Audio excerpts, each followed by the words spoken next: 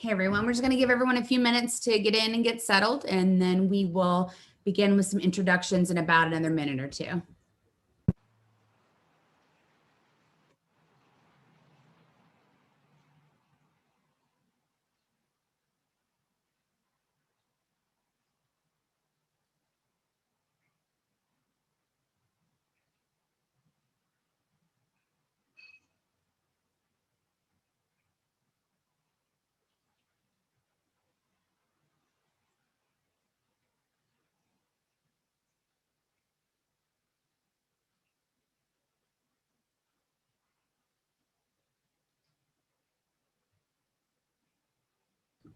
Go ahead, Justin.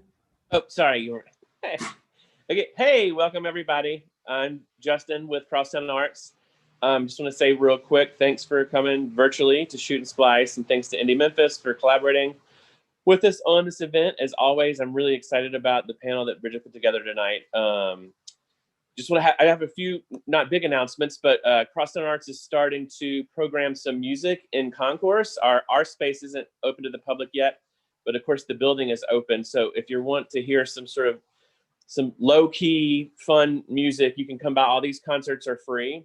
So I'll just read the list real quick. Thursday, May 13th, that's this Thursday from 5 to 7 on the South Dock. And the South Dock's kind of over there where Global Cafe is, if you know where that's at, is the Heart to Heart Boys. Friday, May 14th from 5 to 7 in our central atrium, that's where the big stairs are, is flautist Adam Sadberry, who's from Memphis Symphony Orchestra. And then Saturday, May 15th from 11:30 to 1:30 on the South Dock is Ted Ludwig and Lenore McIntyre, and they play sort of, I think, jazz. He plays a 7-string jazz guitar and she plays the violin. And then at the very same time in the central atrium, 11:30 to 1:30, is Tamar Love, who is a cellist. So anyway, come by and get some food and hang out if you want to hear some free, really great music. And that's all I have. Thanks for having us, and I'm excited to hear what everybody has to say tonight. Thanks. Thank you, Justin. Hi, everybody. I am Bridget Wheeler. I'm the senior programmer with Indie Memphis. I'm so glad all of you are here tonight. Before we jump in and I hand it over to our amazing moderator, Jim Thompson, I have a few quick announcements. Obviously, first and foremost, huge thank you to Crosstown Arts for being our longtime partner in this program, specifically Justin Thompson. Thank you so much. Normally we host these events, the Shoot and Splice events, the first Tuesday of every month at Crosstown Theater. But given this opportunity to have it virtual, we're able to bring in many more people from outside of Memphis. That's very exciting. So welcome to all of you who are not Memphians. We also want to thank our Shoot and Splice sponsors, and those are Mark Jones, Firefly, Grip and Electric, Lens Rentals, Music and Art Studio, and Via Productions. Those sponsors are also the in-kind sponsors of our Indie Grants. Indie Grants is our filmmaker grant program in which we provide cash and in-kind services to Memphis-based filmmakers to produce short films. Applications for the 2021 round will be opening up soon, so please stay tuned for that. Now we have two different announcements, artist development announcements specifically for our Memphis filmmakers, so listen up. The first one is the Black Creators Forum Short Film Grant, which is presented by the collective Mark Jones and Indie Memphis. This grant will provide $5,000 in cash to a Memphis-based Black filmmaker to produce a short film. The important thing to note right here is the deadline is fast approaching, and that's going to be Sunday by May 23rd by 11:59 p.m. So put that on your calendar. The second artist development opportunity is the Black Filmmaker Fellowship for Screenwriting is back again this year. Jezebel director Newman Perrier is to select the fellow this year, so it's very exciting. The screenwriting fellow will receive $7,500 of unrestricted cash in order to work primarily on developing their narrative feature film script between the dates of October 15th and December 15th, and will have a completed screenplay by the end of 2021. And again, this is for Memphis residents only, and this deadline is also right around the corner, and you will need to have your application in by Friday, May 28th by 11:59 p.m. And as a reminder, we are also very excited that we have our virtual cinema up and running, which offers weekly films to choose from brand new ones to classics. Currently, we've got 4 titles, and for the sake of time, I will not list them here, but please go check them out. They're all incredible and amazing films. We try to have new ones every Friday, so always keep a lookout for that. Also, let's see, if you are an Indie Memphis member, you probably have some ticket credits to use, which means you can watch the films for free.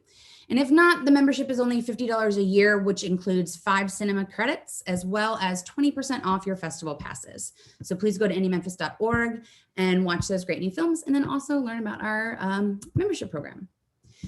Okay, now finally to tonight. Very, very excited. How tonight will work is obviously we will have our moderator, Jim, who I will introduce in just a moment. But we will walk through, he's going to walk through a couple questions, preset questions with everybody, kind of, exploring what this topic is and what it means and why it is that we chose it, which will become evident pretty soon. And then we will also open it up to the audience for questions. So please use the Q&A box, or if you'd like, raise your hand and you can ask the panelists any question that you would like. So now, without further ado, I would like to introduce Jim Thompson. He is the owner and chief designer at Eggleston Works Loudspeakers. For over 20 years, he has traveled the globe promoting his Memphis-based company. Locally, he has been instrumental in the musically focused Central Station Hotel development. And Jim helped conceptualize the Memphis Listening Lab, which you can learn more by visiting memphislisteninglab.org. So, Jim, thank you so much. And with that said, I will leave.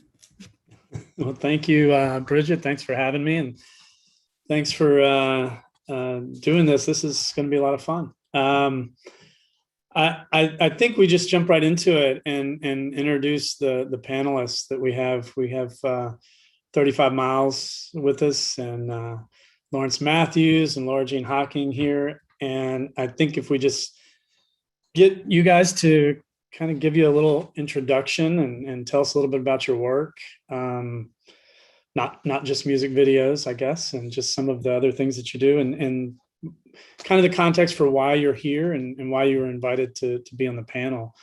Why don't we start with you, 35 Miles? Why don't you jump in and tell us about yourself? Yeah, how you doing? Yeah, I'm 35 Miles. I'm a filmmaker, member of the Unapologetic Visual team. I've been filming and creating music videos since around 2015, and I've recently gotten into more documentary work within like the last year or two. Great to have you here. I appreciate it. Yeah, no, this is great. Laura Jean, you're up. I'm Laura Jean Hocking. I have been a filmmaker in Memphis since 2001. I'm an editor by trade, but I also write, direct, and produce. I do a lot of documentary work and experimental shorts and music videos, and the music videos are why I'm here. Great. Lawrence Matthews, that leaves you to give us your details. Hey. Lawrence Matthews here, aka Don Lifted, recording artist, visual artist, and filmmaker. I'm here because I have made a lot of music videos for myself, or commissioned a lot of them for myself, and really been into film, navigating throughout my musical career. And so, yeah, that's why I'm showing up, because I think I've done something, I guess. Well, I have done something, I guess, in that realm. Bridget's gonna kill me. Well, so let's start, because this is kind of a question that I had when I first saw it written down, and that was the difference, if there is one, this idea of music visuals versus music videos. Sometimes those terms get used interchangeably. What does it mean to you all, if something different? Like what is that? I don't really care who grabs that one first. Maybe somebody just jump up and okay. Laura Jean, what do you think? So yeah, when this question first came up, I was not really clear on like what would be the difference of that, but I started thinking about, like, I remember, like, as long as I can remember hearing songs, I always come up with some kind of visual for them. And I think like my mom took me to a lot of musical theater when I was very young, and she like introduced me to like movie musicals. And so like, to me, when I hear a song, it's always like, I always get some kind of visual for it. Like I immediately, there's something is happening, you know, it may not be what I eventually use for the music video, but I always hear something, I always see something. So, and maybe that's it, you know, like, and like sort of a mood of the song. I sort of go with moods, like sort of get colors from what I hear, or, you know, just everything sort of comes into my head when I'm hearing the songs. Yeah, I want to piggyback.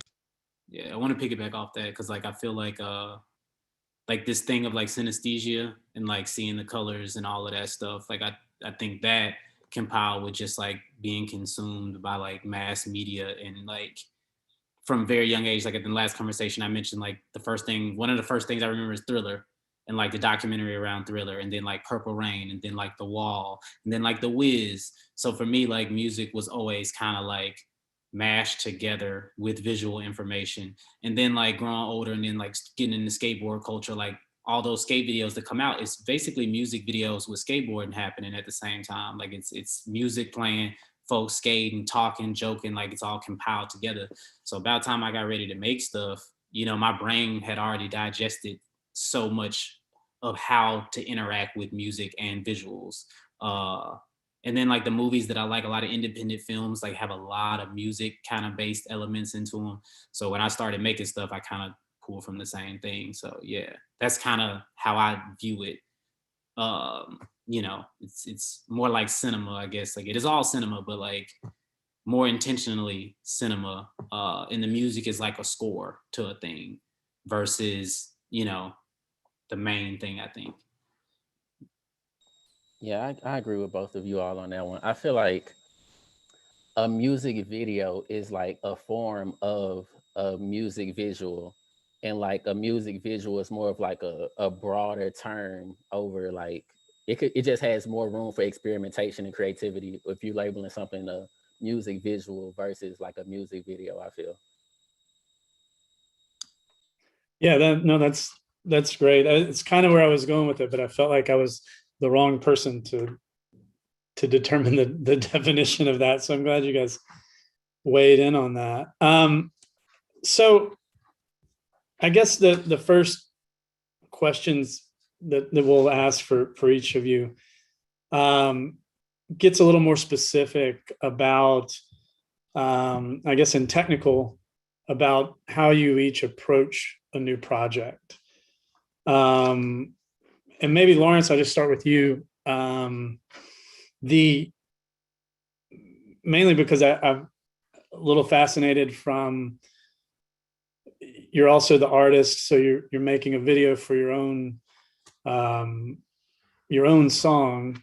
I always wonder if like the song comes first or the visual comes right with it, or the visual maybe came first. You know, maybe it's different every time, but you know, how do you, you know, what's that process like for you?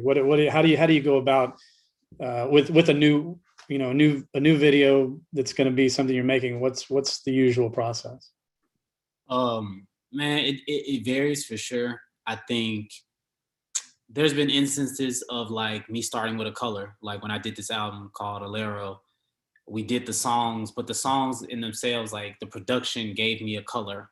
I picked a color, then I wrote around that and what those emotions were. And then those colors then influenced kind of the type of imagery that I wanted to have in the video, then in the live performance. So it kind of was like all over the place. And I tried to have the same approach with like my next album, Contour, but then Contour, it was names and places first. And so I would have a place that I wanted to like decipher a feeling through. And then I built the imagery for that and then built the song around that, then finished it off with like what the videos were. But I had like photos along the way.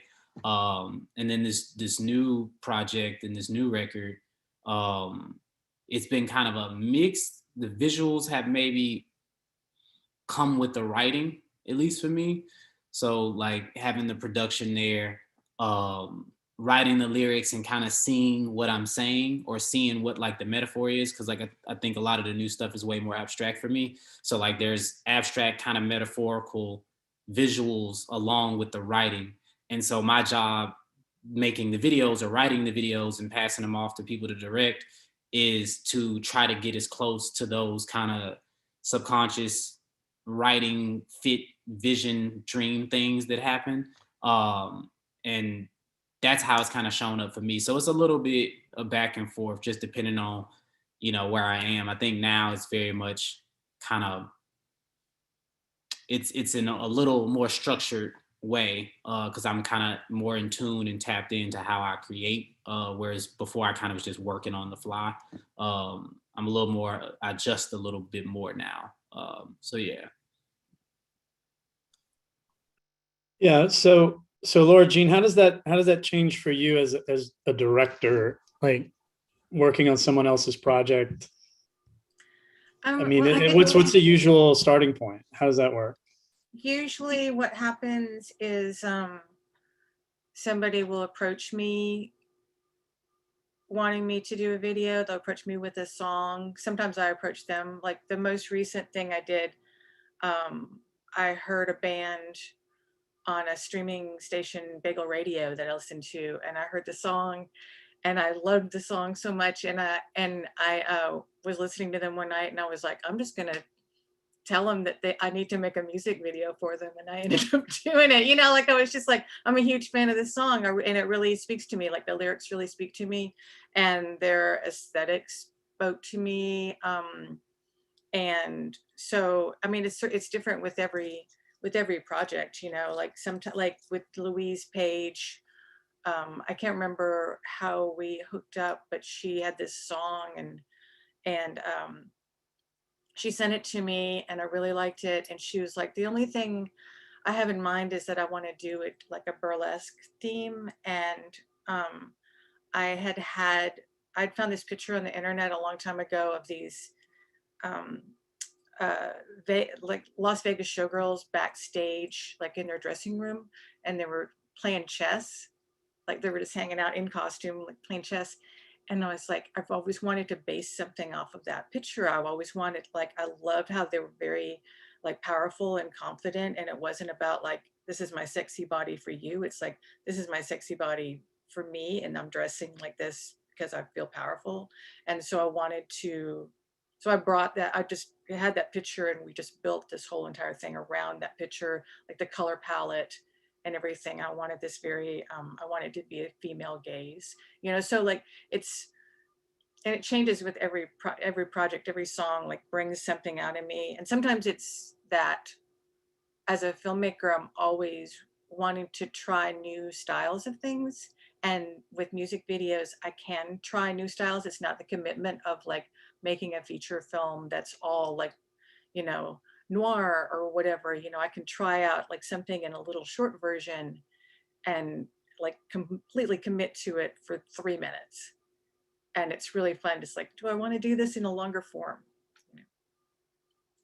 No, that's great. That's so interesting. And I guess 35 miles, you probably overlap with that in some ways because working with lots of different artists the way you do, different styles, different types of music, this all comes at you. And I imagine you also hear something and you think, I can make a great video for this thing. Let me get a hold of it.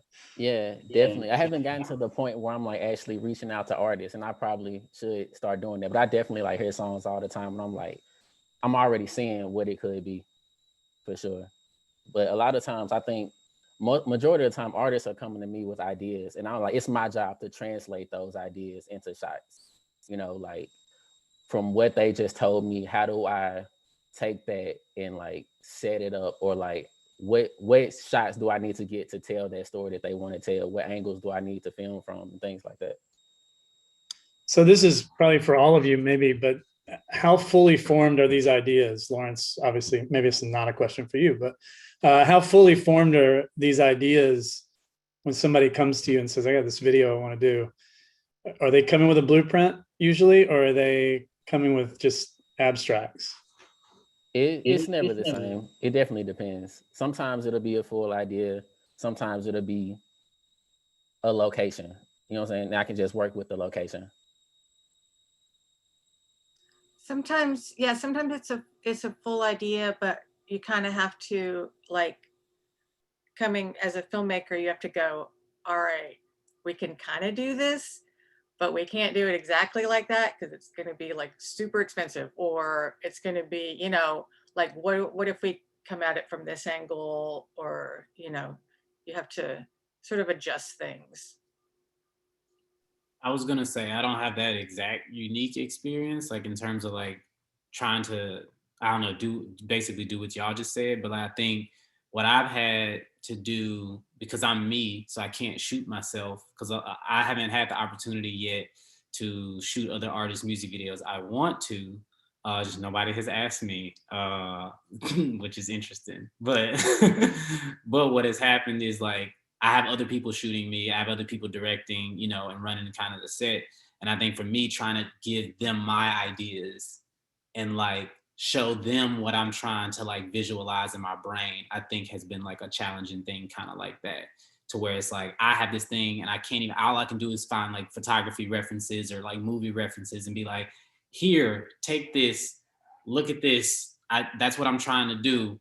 And, you know, sometimes that's like a challenge. I think that's been the thing I've been kind of like navigating lately, because I can't be behind the camera at the same time as be in front of it. So it's been interesting. I wish I had clones, because I would just put everybody, you hold the boom, you hold the this, that, and the other, we got this. So yeah. It is really, I think it's very helpful to make a lookbook, or do like an animatic for clients, for music video clients, to sort of like go, this is kind of what it's going to look like I storyboard things, or I do a lookbook, or both. Or, you know, sometimes I'll do like a little fake video that's like the first 30 seconds of the song, so they can get like a sense of like kind of the feeling, you know, the mood. It won't be exactly what the video is going to look like, but just sort of give them something, so it's not like a super surprise, like, yay, here's your video, you know, and they're like, what? So, you know, like the more prep that goes into it, the better off. Well, it makes total sense. And I have kind of, I guess, my next questions for each of you kind of play off of your last answers. So like, just to back up, 35 Miles, you work for Unapologetic Visuals, right? So, and that's underneath the broad umbrella of Unapologetic. So maybe take a second, tell everybody about Unapologetic, what that is, how that works, and how you fit into it on the visual side. Yeah, of course. Okay. Unapologetic is just it's a creative company. You know what I'm saying? I like we got what you need pretty much. Like we do so many things. Like we got it covered. Just come to us if you need anything. We gonna handle it. You know what I'm saying? But we're just like really big on being ourselves to the maximum, and hoping that inspires other people to be themselves to the maximum. Yeah, but we consist of like music artists, recording artists, producers. We have a clothing brand, garments, the visual team, all types of stuff. And I just fit in with like visually doing things, you know, behind the scenes, behind the camera. I think that answers your question. Yeah, no, that's good. It's such a, from what I see, it's a group of varied, you know, styles and types of music and all of that. And but there's this thread that kind of ties it all together where it seems very cohesive. Yeah. I think our commonality is individuality. You know what I'm saying? I think that's kind of like a oxymoron, but it just is what it is. Like we all like do our own thing, but like because we're all doing our own thing, it just works together. Mm-hmm. Yeah, totally. It definitely feels very cohesive, even though that is a bunch of individuals. That's absolutely right. It's the way it seems from the outside. Lawrence, back to what you were saying a second ago, you were talking about this idea of doing everything in the video yourself or in the production. How do you juggle that? I mean, just in a, do you literally put on the director hat for a little while and forget that you're the musician, or is it impossible to separate those things? How do you see that? So for me, at the beginning, it came from necessity. So like earlier in my like musical career, like, well, first before that, like I was shooting a lot. Like I was, shooting like little short films in middle school, like trying to make little things, like this little camera that I had. It was like super small, and then after that, I was like basically working with my brother who wants to be a filmmaker, who is a filmmaker now, but when he was younger, he wanted to be a filmmaker. And so I was a skater. So I was like, hey, film me, like film me doing these tricks. So I would like set up the camera, like set up everything and put everything together and just be like pushing. And so that kind of went further into when I started making music videos and different things, to where like I was basically like, hey, here's the shot. This is how I want it to look. I would like literally set up the camera and then go in front of the camera and then be like push record, and then I would do whatever and then come back, look at it. And so I did that for like some time. And then I got to the point where I was able to maybe like trust people a little more in terms of like their skill set. Because at first it was kind of like me, my brother, my cousin, whoever I could find to put together, like to hold a camera. And then it became, I started working with filmmakers, but based on maybe their style or like how they shot. But then I still had the vision of the thing. And then eventually, like, it got to the point where now I'm working with a full crew of people. And there are times where like I end up half being a director, half being this, half being that. I'm trying to get better on like maybe falling back a little, but it's still in my like nature to very much like be like, hey, what's happening? Hey, set this up this way. I don't like how this looks. Because that's kind of always how I've shown up, in videos. But I'm working with a great crew. I'm working with the folks at 143. Then also my team, Golden Boys. So that's like Nubia Yassine. That's my brother Martin. That's Amber Ahmad. Then Josh and Sam and Alex. So like I have a crew of people who have very unique skill sets, and I'm able to kind of fall back a little more and let them lead and show up in the ways that I, hired them to show up. But I'm still having to work through that thing because we all have different styles. And at the end of the day, like the vision is what the vision is. And it has to be something I can like sleep well at night knowing it exists out in the world. But I mean, in my documentaries, I shot a lot of it. Justin Thompson helped. Nubia I seen help. It's always been kind of a revolving door of like titles and roles and skill sets. The last few years. Mm-hmm. Yeah. Well, do you find it's difficult to give the reins over to another director once? I mean, is that tough? 100.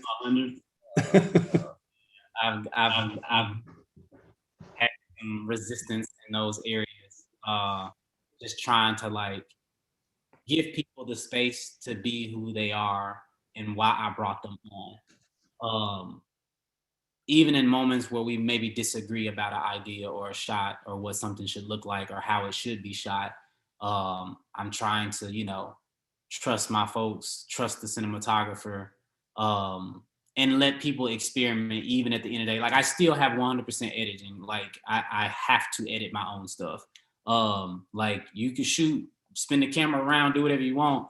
If it look cool in the editing, I'll put it in there. If it don't, then it's getting cut. And that's kind of how I show up. That's the where I can maintain my control. Do whatever you want on set. But when we get to this editing bay, it's me, baby. So, that's kind of where I'm holding the chokehold. I don't know if I'll ever let anybody edit me. I have no idea. I don't think I could.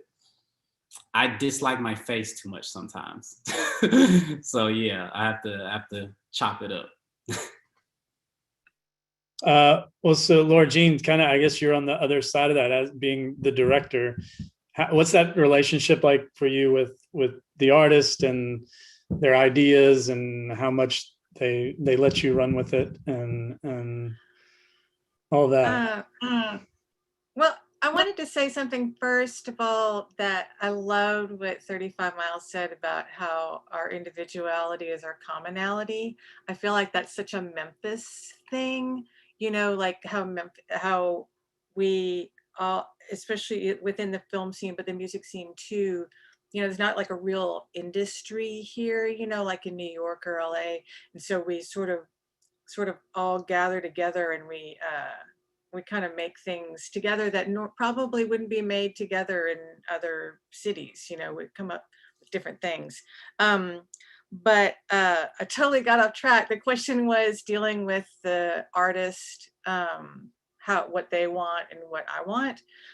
It's a fine line, because like, when I'm making videos, or or if I'm editing a movie or whatever, I really want some of me in it. Like, I don't want to just be, I want to bring some of my own storytelling elements into it, and some of my character into it. So, and for the most part, I'm really lucky. You know, usually the reason that people hire me is because they want my storytelling elements and my visual elements in them. You know, I mean, people will have notes, you know, and I welcome them. It's hard to watch this while I'm talking.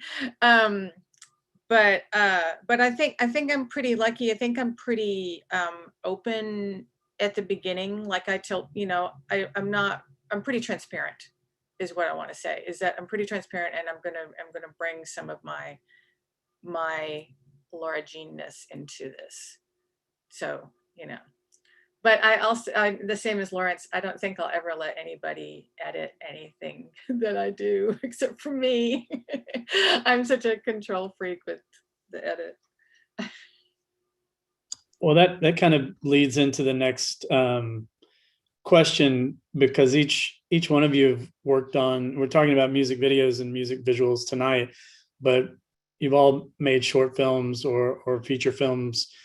And so the question or the thing that I'm curious about is, which came first for you? Was the music side first, or maybe the more narrative side, or documentaries? And then how do they influence each other? How has the music side influenced the other, or vice versa, if it has at all? So maybe 35 Miles, you want to take that one first? Absolutely. Yeah, music videos 100% came first, and it was like the only thing that I was doing for like quite a while. But I think my experience doing music videos, it definitely like helps my documentary work, just because like I feel like we're getting back to editing a lot. Like my editing style for music videos, like it's more creative, and I feel like I'm able to bring that creativity into the documentary work, when like it seems like in that world things are like set, do it this way, this is how it's done. It's not very much room to like play and like experiment, and I'm able to bring in those like experimentations in editing that I've used in my music videos into the documentary side. Yeah, I gotta say, this East End video hits me hard. I spent so much time as a kid at East End skating rink. Man, oh my gosh, that's one of my favorites. It's fantastic. It was a good experience filming this one too. Yeah, really good experience. A lot of collaboration and teamwork went into this one. Yeah, this one's fun. What about you, Lawrence? What about you know, it's which comes first? I think I know the answer, but like, how do they influence each other? Maybe I don't know. You tilted your head, so maybe. First laughing at you at East End, because I've only known East End to show up a certain type of way in my life, and so knowing that you are at East End is It's been around a long time. Trust me. Yeah, it's crazy. It's like, yeah. Also, 35, your editing style is amazing. I always am like, I don't know how he's doing this. I'm not even gonna try to learn. Thank you, bro. I appreciate that, for real. Just let him cook, let him do his thing. But I think for me, so in terms of it going out into the world, music first, but in terms of like practice, it was always little short film things. Like I was watching movies and like trying to remake things and trying to like write little stories when I wasn't like that creative. Like, there were basically other people's movies, and then me and the friends, like me and the homies, would try to shoot it. And like, I made little action movies in my backyard. I made, when I was real little, like somewhere on a VHS is a little action movie that I made with my action figures with me and my cousin made. So like, we were playing with things we didn't know. Like, we just were like, we just want to be able to watch our toys fight without us, essentially. And so we were just playing with stuff that we didn't know that would build skills to be later on things. And then obviously it was the music for a while. Like, that was the forward facing thing. That's kind of how I got introduced to the world in terms of film. But then I think the thing that I miss right now, because there's so many hands in whatever I'm doing now, like, I really like filming. Like, I like being a cinematographer. I like the creativity and like playing with that. I'm also a photographer. Like, that's what my visual art is. Like, one of the main parts of what my visual art is. And so my photography influences how I shoot and vice versa. So like, I shoot photography like I'm trying to, like, you know, navigate it like it's a movie, like it's cinematography, and kind of back and forth. Like, the things that I choose to film in like a short film are like kind of based in that world. So for me, I have a few things in my brain about like short films that I want to make in the near future.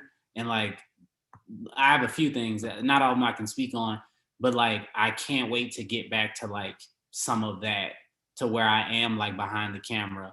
And that's why I was like making a joke about like shooting other people's music videos. It's like, I would cut up, but like, you know, ain't nobody ever asked. So, you know, I ain't got the opportunity to like really put my vision on someone else's product, essentially. And I would love to do that one day. But yeah, I think it's been a weird little switch back and forth for me, for sure. So Laura Jean, I have to bring up the Antenna documentary, even though it's a shame that people can't see it. I did get to see it once, and it's amazing, and I wish it was out in the world. How does something like that, I mean, it's about music, but it's not, I mean, it's not a music video per se. How does that influence, or does it influence some of your music video work? Is that something that, I don't know exactly how to phrase that question, but there's so much going on in that film about like just kind of a behind the scenes look at rock and roll and music and all of that. I feel like some of it's got to be bubbling up in the video work you're doing somehow. I think what I did with Antenna and what I try to do with everything is sort of create this little world. So you're escaping into this world, you know, so you escape into the world of this music video, because it's all about escapism anyway, right? You know, so you're escaping to this world. And when I did Antenna, I was the editor and I produced it. So my editing style, visually, I wanted it to be like you're in the club. And so the Antenna Club, for people who don't know, was the first punk rock club in Memphis. And when you went in, I thought it was epic, and it was such a dive. But you go in and it was like super dark, like the walls were black and everybody was wearing black and everything. And they had TVs everywhere. There was, I don't know how many TVs. It seemed like a million, but there were probably 5. And so like, it was like these glowing, you know, these little, and they showed music videos. And then they also had bands there too. But so I wanted that feeling. A lot of times I made like the frames smaller within the bigger frame. So you had that feeling of like being in this room with all these people and you're watching something on a smaller screen, kind of like how we're doing here, you know, like you're sort of in this world. So like that definitely, that is something that I try to do, is sort of like get you into this place, this world that I have discovered in the song, you know, and sort of like get you into my head, like, you know, and the musician's head too, but, you know, just sort of like, this is what I'm feeling when I hear this, you know, like the video that I just talked about was for this band called Dead Anyway. They're a British band that I reached out on to on Twitter, they're like, they've been in, the two people in the band have been in other bands off and on, like since the 90s or whatever. And they have this like sort of gritty, like punk rock aesthetic, like British punk rock aesthetic. So I totally went with that for the video. Like I went with, you know, black and white and like starker imagery and more graphic styles, you know, whereas somebody, oh, this is something from it. And this is a really fun video to do. It's great fun. And they actually, a funny story about this is that they had recorded this album in lockdown. Mark is the instrumentalist and Kate sang all the stuff into her phone and they recorded it like that. So when they recorded the footage for me, they filmed each other. It was the first time they'd ever seen each other play the songs. It's a little pandemic story. But so like you sort of like get into this, I sort of called on some like 80s feminist artists, Barbara Kruger and Jenny Holzer, who do like bigger like protest art and stuff like that. So I really wanted to put this in. It's all about like how women are like mutilating their bodies for, you know, for stupid reasons, and, you know, like give us back like what we're supposed to look like as we age and as we grow. So I sort of rambled there, but sorry, I hope I answered the question. No, I was laughing when you were talking about the TVs at the antenna. Lawrence did a set for some of his live shows that had all these TVs on it. And I think at one point I said, it reminds me of that antenna. And of course he just had to take my word for it, but it was gone. But by that point, so I guess to kind of, you know, in thinking about maybe your first video, maybe that's what we think about, the first one you made. Maybe what was it? What's the one thing you might change about it if you could? And you know, just some maybe thoughts on how you've evolved since that first one. So maybe 35 Miles, you want to start that off? Sure. So my first video, man, it was not good at all. It was like at a time period, like first, like I made it like just out of necessity. Like one of my friends was really into music, you know what I'm saying? And he's also a photographer. So one day, like we didn't have like resources to get music videos made or anything like that. So one day I'm just like, yo, pass me your camera. We're gonna go out. I'm gonna shoot the music video and like I'm gonna just do it. You know what I'm saying? Like just to help him out, you know? And I did it. We rode around some places in Midtown, shot it, just driving around in his car, like pointing out places out the window, like, yo, stop right here, we're gonna do this right here, do this right here. And it came out like decent for that time period. Like when I finished it, I was like, wow, like I really made this. I really like enjoyed the process of making it. You know what I'm saying? Like that's why I continued to do it, just because I just really was like shocked, like I made this, you know? And if I could change something, like I don't think I would change anything like creatively behind it. Like I think it was what it was supposed to be for that time period. Like everyone has to start somewhere.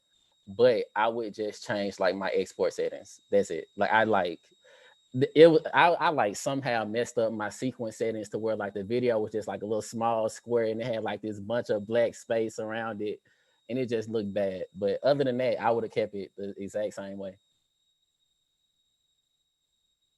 That's pretty good.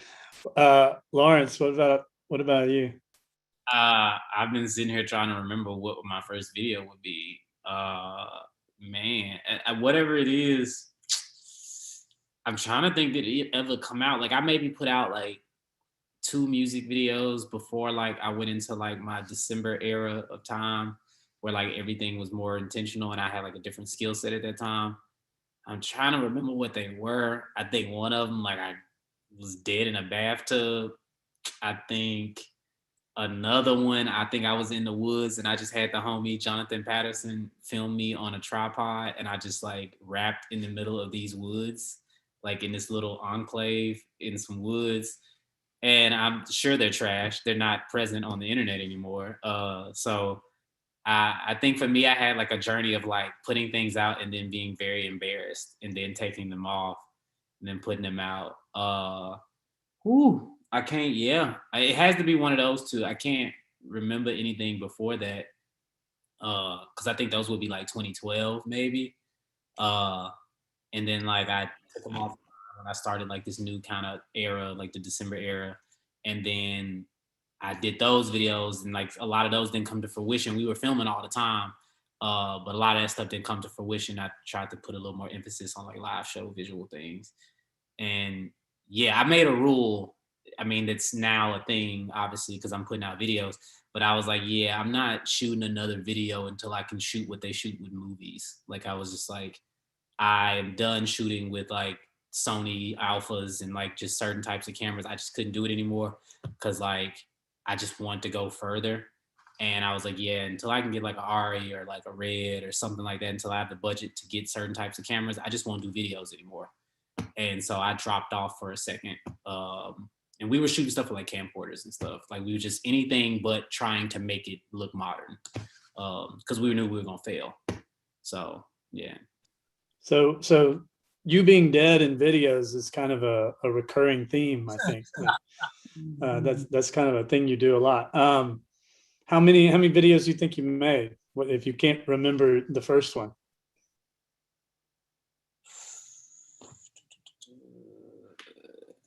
Maybe 15, maybe like in total.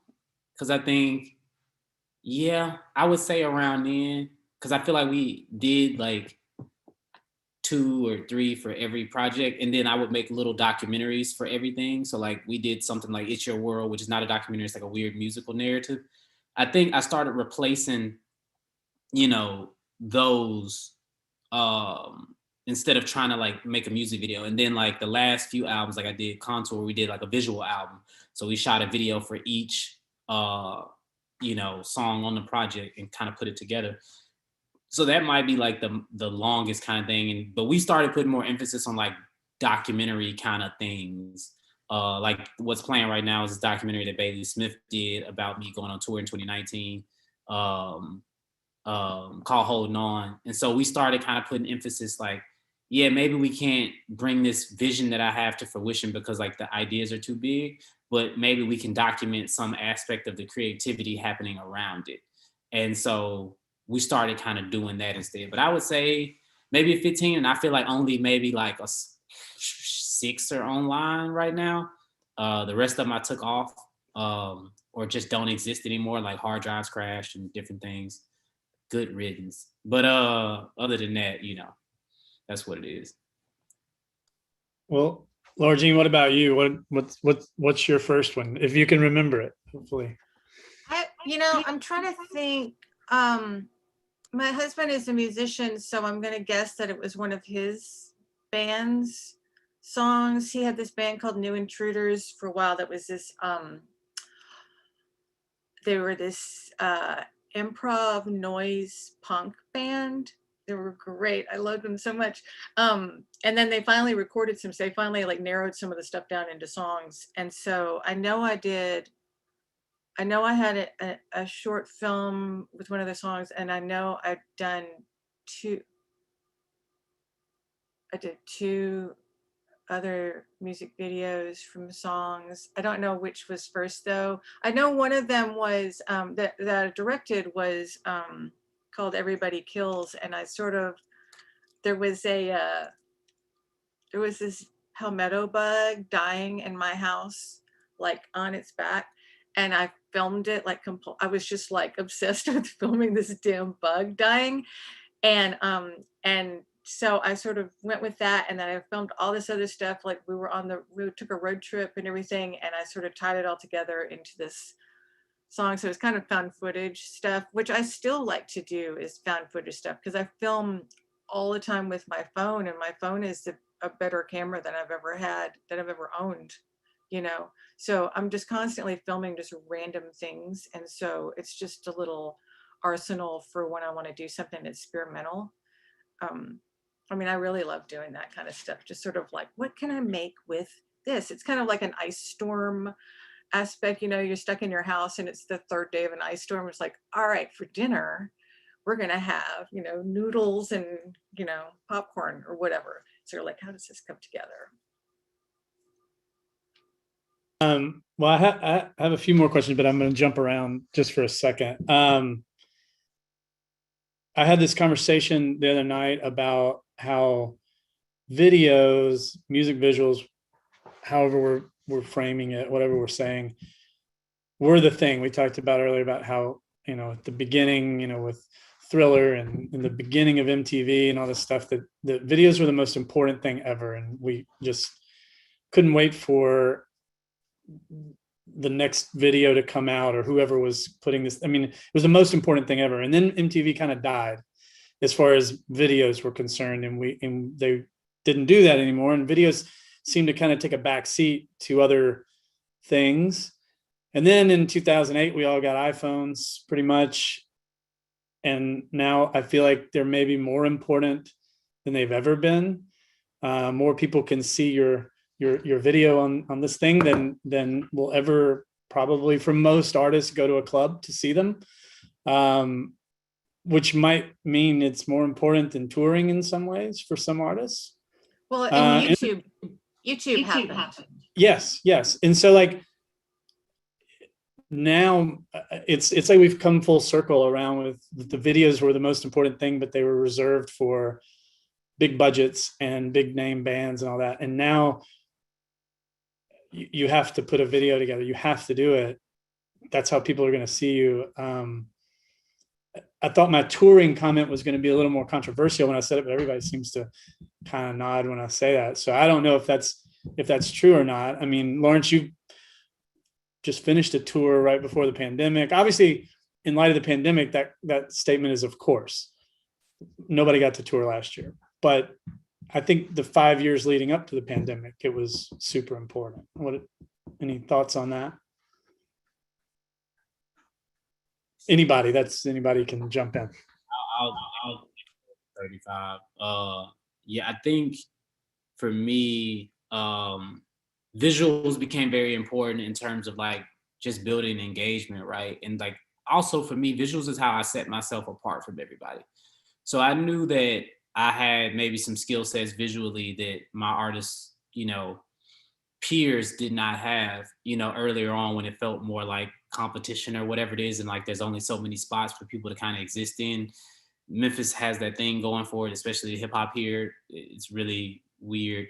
And so for that reason, you know, you need to stand out. And so I went to school for art. Like I'm a studio arts major, like I can do everything. I can do sculpture, photography, painting, whatever. And so I started using visuals to kind of separate myself from everybody else. Like you might have a show, this person might have a show and they're just standing in front of a DJ, you know, in a DJ booth or whatever. And it's like whatever's venue lighting up or whatever. But I was like, oh, I'm gonna make a little film for this particular set. I'm gonna sync it to the audio and have things pop up at different points in time. And I'm gonna perform in that.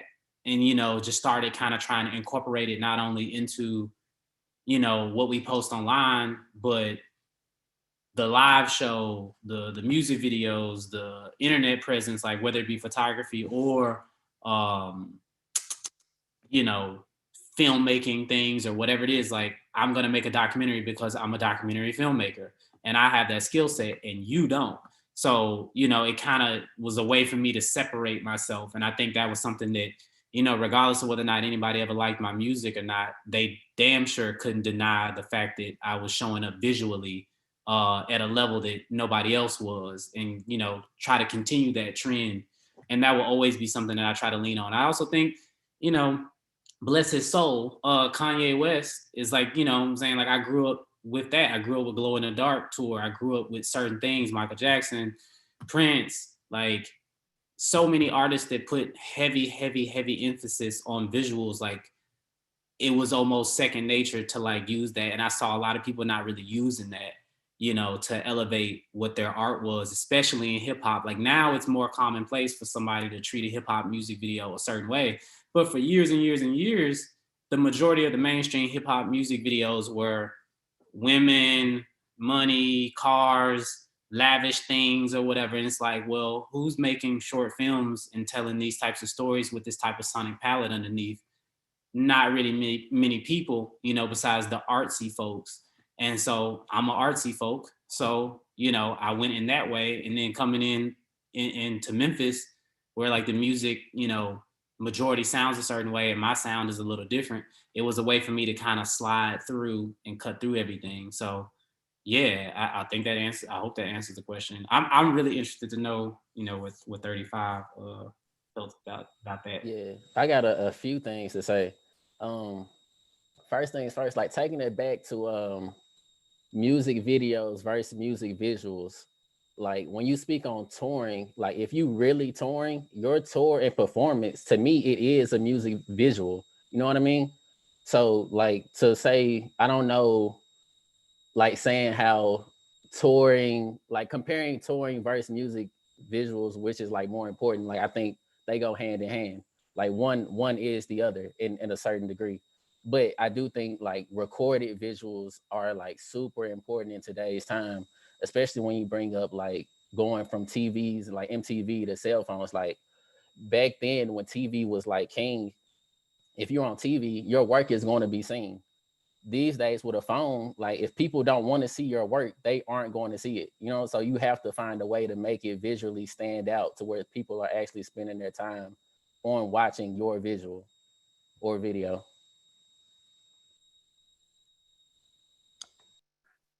So, Laura Jean, you have any thoughts on that aspect, or just the importance again of visuals? Yeah, well, just maybe, do you feel like they're more important now than they have been ever? Is this a new time, I guess, for all of that?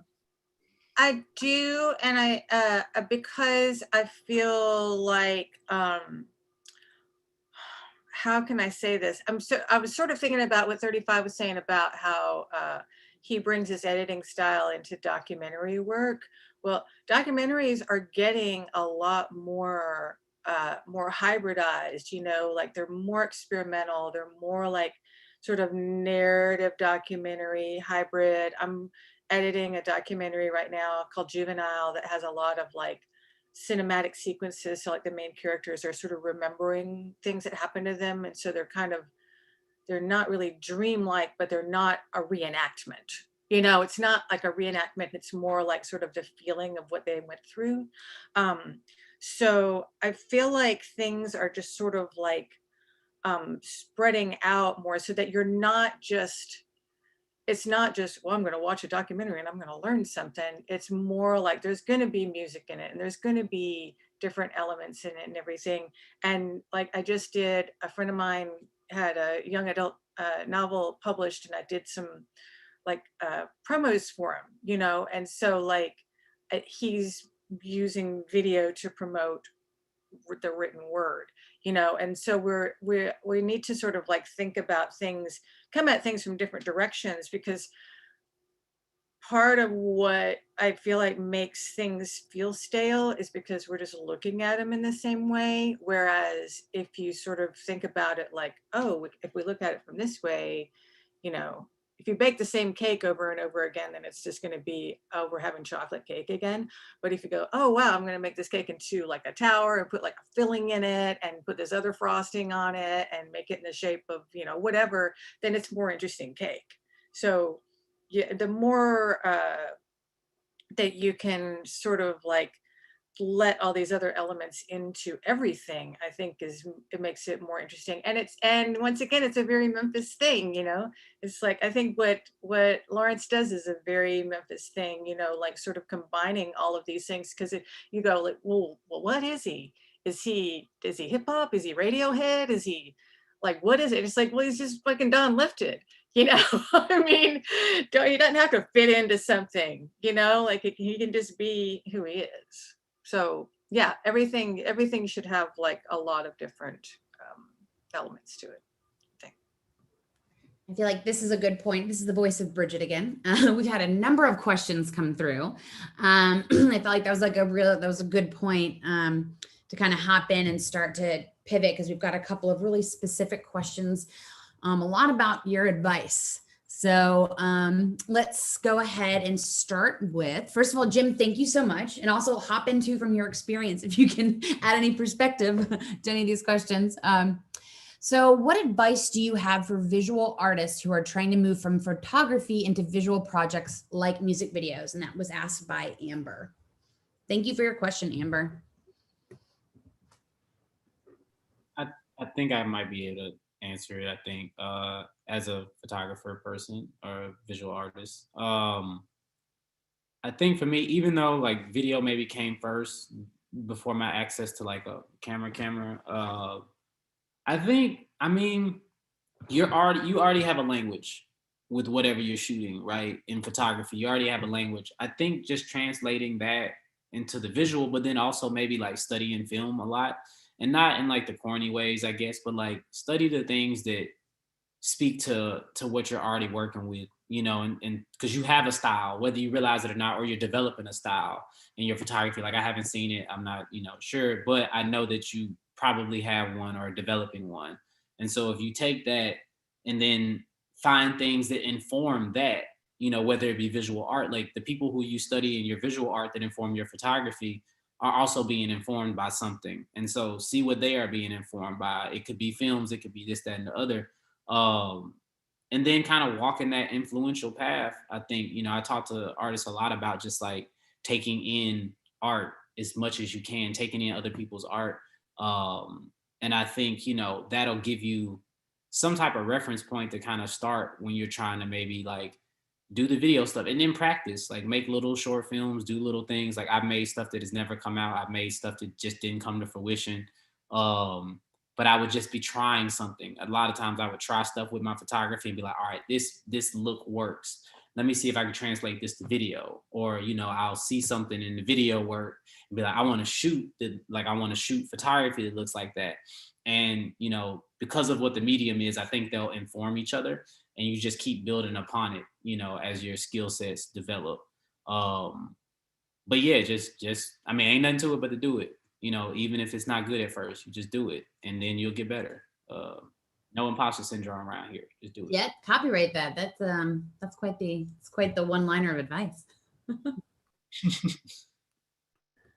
35 or Laura Jean, have anything for that? Yeah, I think like if you already into photography, like you're literally halfway there.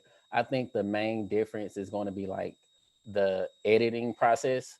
But like if you know how to frame up a shot, like you there, just I don't want to make it seem like it's as simple as just hitting another button, like hitting a different button, like record instead of the shutter. But it's like just it's they're like very similar things, and it just comes with the practice. Like when I first started, like I legit would take my camera everywhere and shoot everything. Like we all chilling, we finna go to Zaxby's. I'm gonna shoot this whole process of us going to Zaxby's and getting there, and then just making a video out of it. Just the repetition, the practice, and you'll get there. I think also like getting your inspiration from not necessarily music videos is a good idea too. Like instead of like, I want to make music videos, so I'm going to study music videos, like, no, like watch movies, watch like whatever, watch some kids playing in the backyard, watch other things and get your inspiration from that, and like how movement works, like how, it's very important to have like a lot of movement in music videos so you can keep it sort of flowing, like whatever it is, whether it's a movement like this or cutting movement, just keep it happening. But definitely get inspiration from, like anything other than music videos, because music videos need to be all different. That's great. So then there's kind of like a couple questions that can kind of relate here. So then what are some other resources that you guys can think of? Just like easy ones to like name off a few, whether it's like a website to view whatever it may be, just things like that. What do you find that is like your go-to in terms of like when you're sitting down, like you guys talk about practice, practice, practice, you know, just keep doing it. Now at the level that you guys are at, right? There's still that component that you guys all understand is that, you know, ongoing learning, right? And always striving to, you know, do better than your last visual and your last video. So what are some of those things that you guys utilize in order to make sure that like either A, you're getting constant inspiration or information or knowledge, but then even more specifically in a very specific way, like how, what was the question? It was about specifically about cameras, like the resources that you use in order to make decent work. Like what would be a good starting point for somebody who is just starting out without getting overly technical? Okay, I think one of the most important things that I've learned, especially this last year, is there's a lot of content online that's like continuing education. Like if you are an Adobe user, if you use Adobe Creative Suite, they have the Behance website, and they have like these billions of video like lessons and talks and whatever about Premiere Pro, about After Effects, about everything. And during the pandemic, I watched like a million of them, and it was great. Like I was like learning things that like about, I've been working on Premiere Pro for, I don't know, 10 years, and I learned so many things about it. And also there's a lot of webinars that are like talks with, I watch a lot that are talks with editors and directors about their process. And that's really good, like good way to sort of like grow your craft, to sort of like see what other people are saying about what you do. This one I watched, they were talking about, these more established editors were talking about hiring younger editors, and what they looked for was editors who weren't just film students, who also like played an instrument or painters or, you know, or were photographers or whatever. They want like well-rounded, like artistic minds. So the more that you can grow your like your knowledge of art and expand your consciousness about art itself, like about color palettes and, you know, how color theory and everything, the more that you will grow as an artist. And to kind of add that in here, because I can combine a couple questions here, is when after you answer that, what are your top like 1 or 2 visual influences that you apply to your work, your music visual work, to tack on to the last question? Do you want me to, like filmmakers? Yeah, just visual influences is how Amber left it. I think you can interpret that the way Yeah, that. I don't even know. I have so many. I don't know. I mean, that's kind of sucks. Maybe movie musicals is what it is. I would say for me, like in terms of like keeping that revolving door influence going, like I follow like a ton of movie pages, like going into 2020.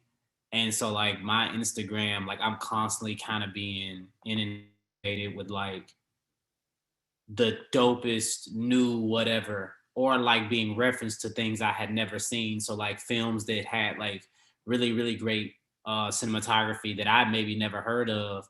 And then like I built like a folder, because you can save things on Instagram. And so like I made like a movies folder. And so partially half of it is stuff I want to watch. Half of it is stuff that's kind of like dope and inspiring to me and like looks cool.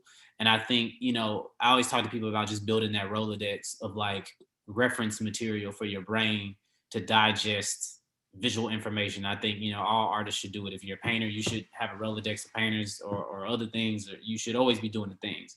And so I think for me, you know, there's a ton of them. You can like start with, I don't know, like independent film stuff with like No Budge or something like that, or like even Indie Memphis, and like just following those IGs, because Indie Memphis, like they screen movies that a lot of folks maybe haven't seen all the time. And so you might see something like, oh, that's cool, and then look up that director, and then you see they made 5 other things that look cooler than that. And so you just kind of keep opening that door on directors and artists, and, you know, following pages that reference their material. And it's not too hard to find. But like once you open that door, it kind of starts flooding to you. You know, it gets in the algorithm, it gets on your Explore page, and so now you're like seeing, like if I go to my Explore page, it's tons of film stuff, among other things, but tons of film things. And so if you just build that kind of lexicon around you, you know, you'll be good out here.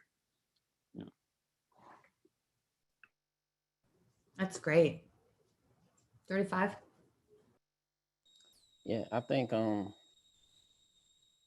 if you're, my go-to place for like how to do something is definitely YouTube. And my go-to place for inspiration would be Vimeo. Like I'll just log on to Vimeo, scroll down to the categories, hit experimental, and I'll just like watch like everything on there just for, you know what I'm saying, just to get fresh ideas and stuff. But YouTube definitely the place, like how to do something video wise, visual wise, whatever. Editing, it's all on YouTube. All right. Okay, let's see here. We'll do, I think we've got time for like 2 more. So we'll do one kind of, one more about budgets and financing, and then we'll kind of wrap it up with one last good question. So Amber asks, can you speak to anything on the financial side of funding these projects, ways artists can tap into resources that can fund, I'm assuming, and I'm like specifically these kinds of moving image projects?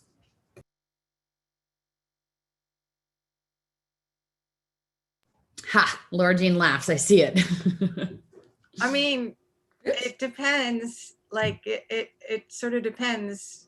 You can, I mean, you make the video, make the music video that you can make with the money that you have.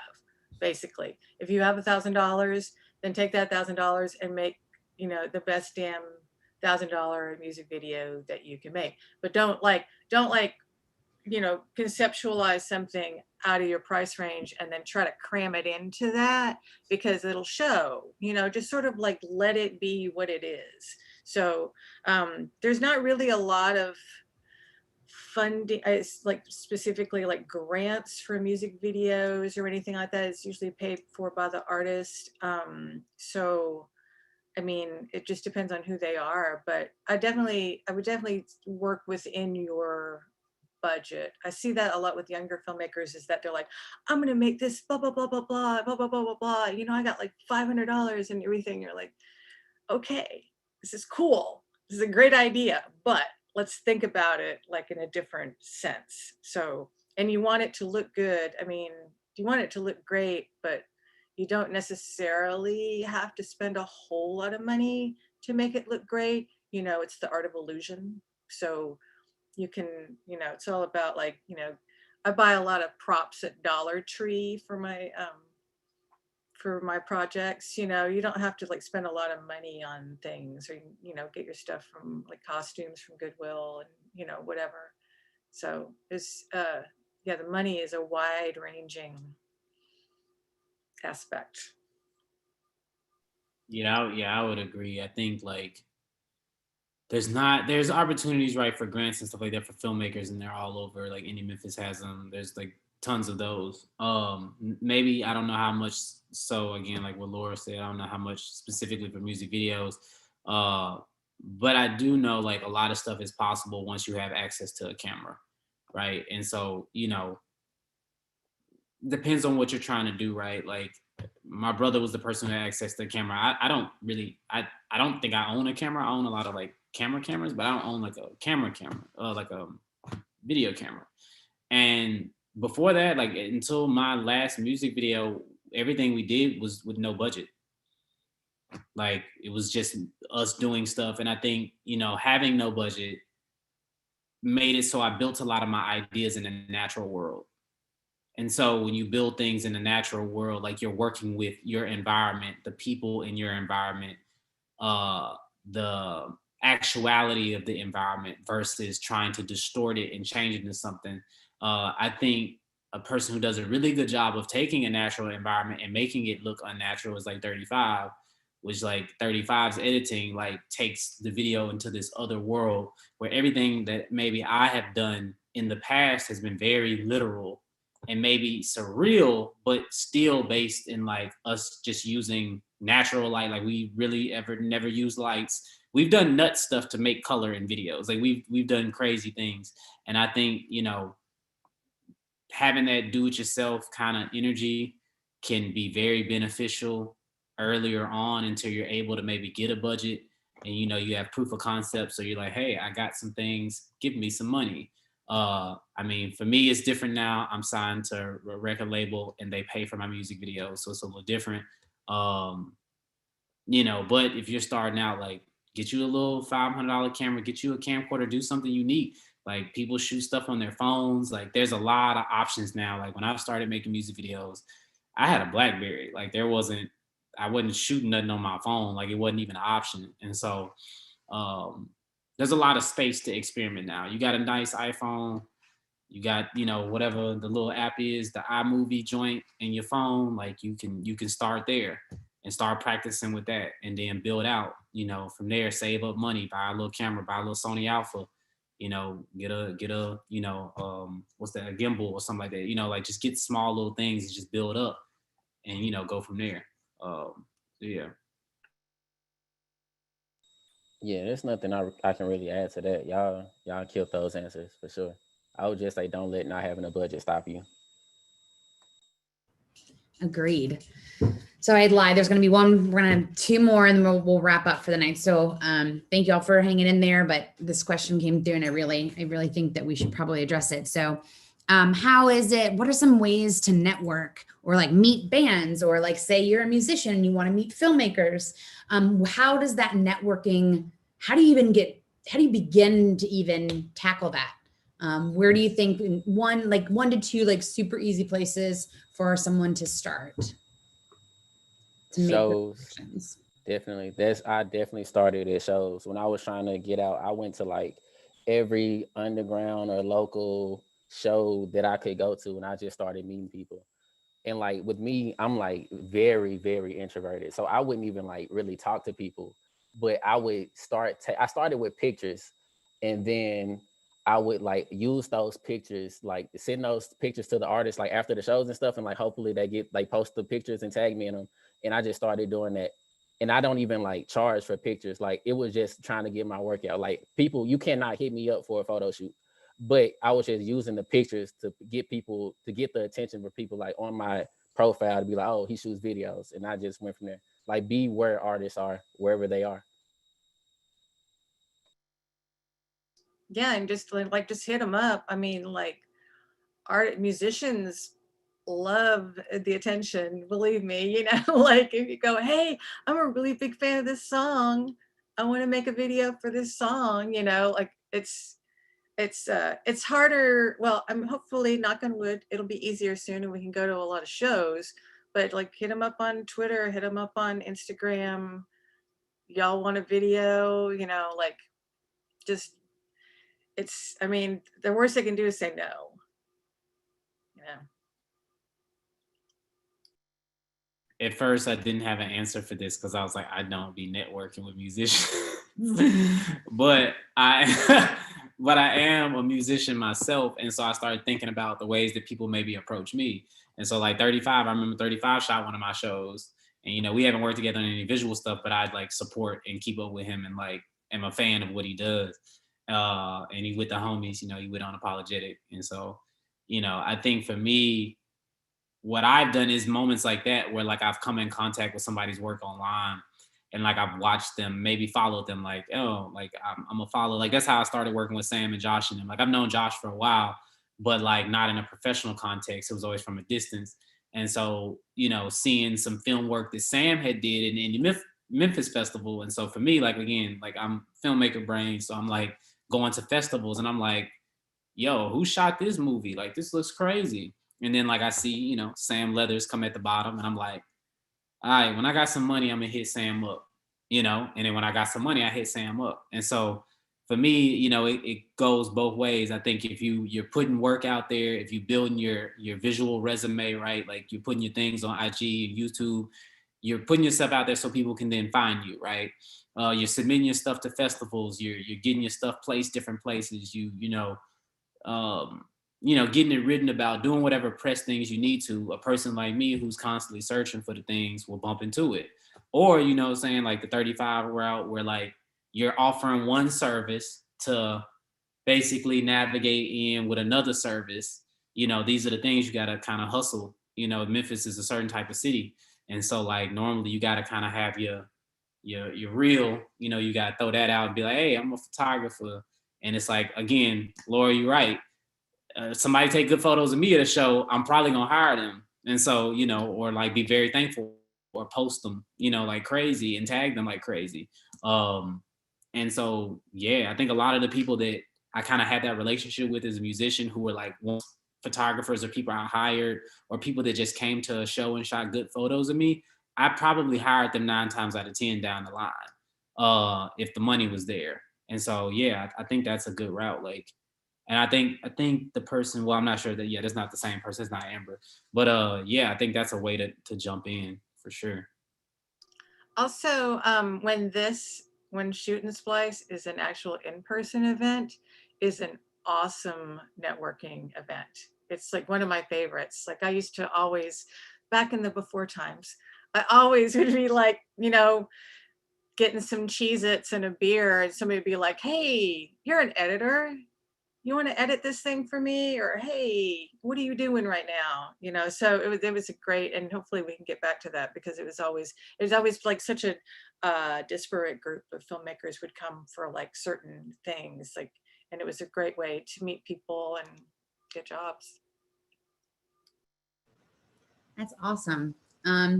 So I'm going to do the last question of the night because I think it does kind of hit on some of the other questions that maybe we didn't get to.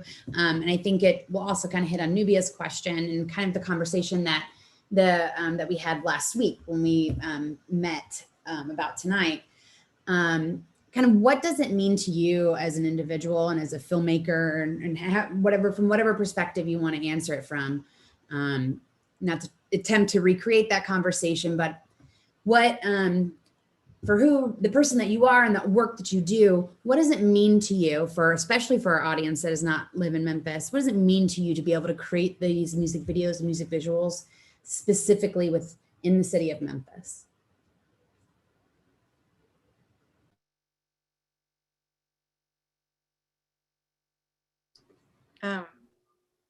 Everybody's so quiet. I think it's going to go back to like the thing I said before is like there's not an industry here. There's not like this, you know, like people telling you what to make as a musician or filmmaker or whatever. So there's a lot of artistic freedom here. So it's really exciting to be able to just sort of like go, you know, free form a lot and not have a certain style to adhere to, you know, like, so it looks like, oh, you know, because you see things like, oh, that looks like something that was shot in New York, or that looks like something that was shot in LA, or, you know, whatever. And Memphis is like this, such a like visual, oral melting pot of all kinds of styles, and different people work together and everything. And so like being able to like show that to the rest of the world is really exciting, you know, to be able to like go, this is what we're doing here, you know, and you can't pigeonhole us because it's impossible. Can't be replicated. Yeah, I want to try to like piggyback off that. I think about it in terms of like you're just adding to what like the future canon of what Memphis art and cinema is, right? So like we have the things that we're known for, but a lot of what we are known for has passed on and is not necessarily activating our current culture, right? And so with that, there's so much space, room, and opportunity for us to create new and be experimental and rewrite or build on top of the things that have happened before us that may have been 30, 40, 70 years ago, right? You know, I think there's something about this place that builds certain types of creatives. I think there's something about the lack of resources here that builds certain types of creatives. I think, you know, there's this whole thing of like, if you can make it in New York, you can make it anywhere. New York looks pretty easy to make it being from Memphis. Like that's how I feel. Like if you can make it in Memphis, you can really make it anywhere. And that's why people from Memphis, when they leave and go other places, they kick ass. Like they don't get swallowed up by the thing. They like murder. And it's because this place is interesting. You know, there's a lot of hurdles. There's a lot of, you know, financial issues and things and systematic problems and stuff here. And so if you're able to find a moment to create within that and to make some amazing art within that, you're really doing something special. And, you know, it's a spiritual place. It's a haunting place. It's a inspiring place. And I think if you listen to it and you allow it to inform who you are as a creative person, I think you can do some magical things. And I think throughout history, we've seen a lot of firsts happen here. And I think there is still space and time for us to do that. And I think people are currently doing that. It's just a matter of the city getting behind those new firsts instead of dwelling on those previous firsts. And so if you're a creator here, just continue to do that and build and not be scared to be an individual in whatever way, because everybody was an individual, or everybody from before was an individual or stealing from somebody who was an individual. So, you know, that's what we are here, you know. And I think, you know, if you're built for it, you're built for it. If you're not, you need to move, because this ain't the spot to not have your stuff together in terms of like that. This is a serious place, and I think a special place at the same time. So yeah. Yeah, I think Memphis is a very like historical city. Like a lot of stuff has happened here. You know what I'm saying? I think it's just living up to that. Like it's a like pressure. Like how do I create my own little piece of history? Like what can I do? You know what I'm saying, to measure up to those things?